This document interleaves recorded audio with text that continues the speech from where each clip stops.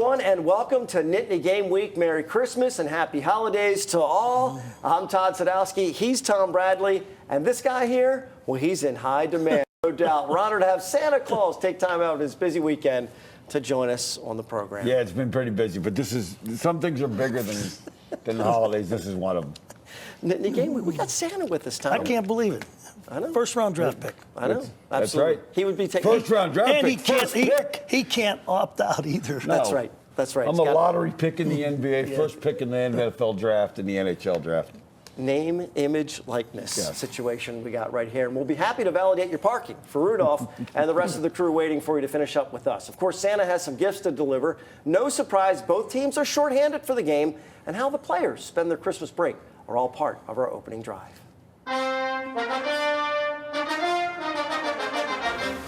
So let's talk about spreading some holiday joy with postseason awards and honors. A trio of Nittany Lions recognized by the Associated Press. Safety Jaquan Brisker on the second-team defense made plenty of clutch plays for PSU this season. Then wide receiver Jahan Dotson, tough competition if he's only a third-teamer. Same deal for punter Jordan Stout. What is the most prestigious, and how should the team and players respond to these awards, guys?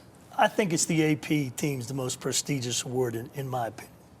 Yeah, and I think, anytime you're on anybody's team, that's a big deal. So, obviously it's a great honor for these guys to be recognized for what they did. And you're talking about the national ones, right? Yeah. I mean, look, all Big Ten, first, second team, those are great things. But when you have national, think about that. That's all across the country, all those big Power 5 conferences. Do you guys make a big deal of that behind the scenes with the players? Are there announcements, or do they just get released and people find out about it? They get released and you find out about it. And I think every coach is different how they handle it.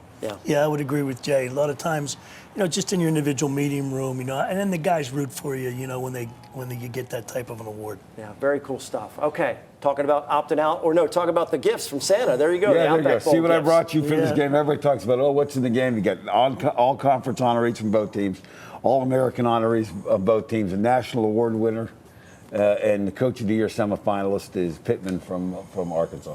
All right, so we got all the gifts to look forward to. And then the next subject, guys, opting out.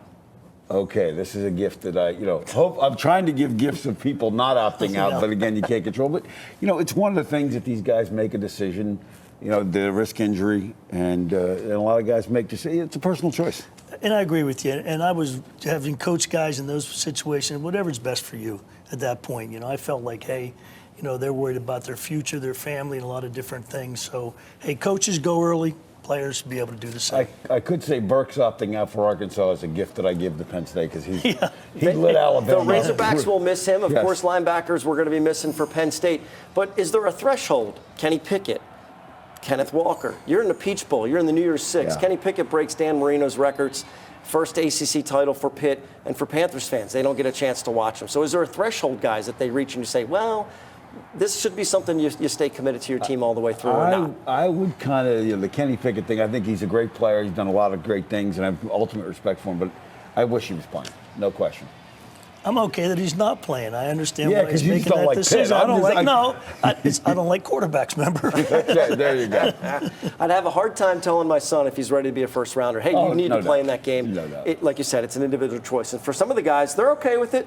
So the ones still playing, don't take it personally. I mean, we have a game to play. It doesn't matter, although, I've been in a situation, I've been blessed to, be invited to the Senior Bowl. That's something that I feel when the time is ready, I'll engage in. But for now, all I'm focused on is Arkansas. I think that's a decision, people always contemplate, but it was a decision that, at the end of the day, I decided to, just play in the game and be there for my defense.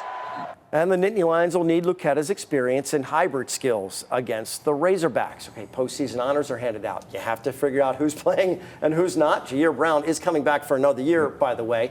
That helps the secondary. Now it's time to talk about the schedule for coaches and players over the Christmas break. How do you set that up? Well, I think it's different now than it used to be. We used to go down 2 weeks earlier and go to 2 different sites. And we'll talk about that with Brad Caldwell later on. And that always worked out really, really well for us. And these guys could go down, just 1 week in advance. So it's different.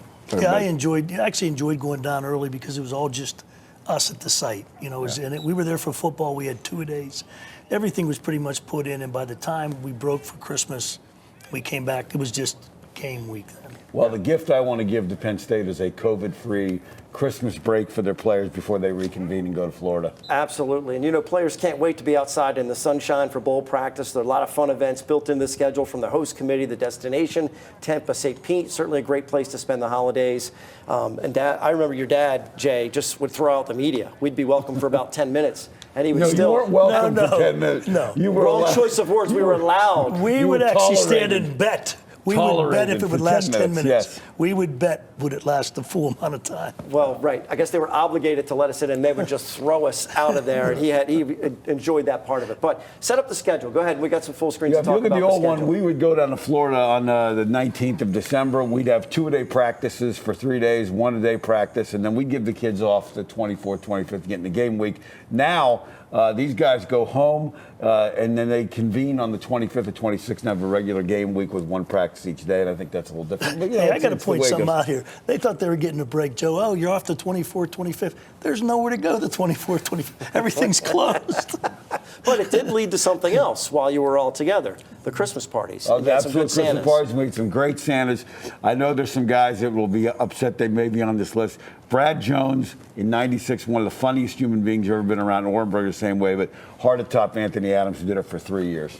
Wow, that is quite a list. Spice, yeah, I mean, right at the top, right Yep. there. Okay, time for our scrap metal.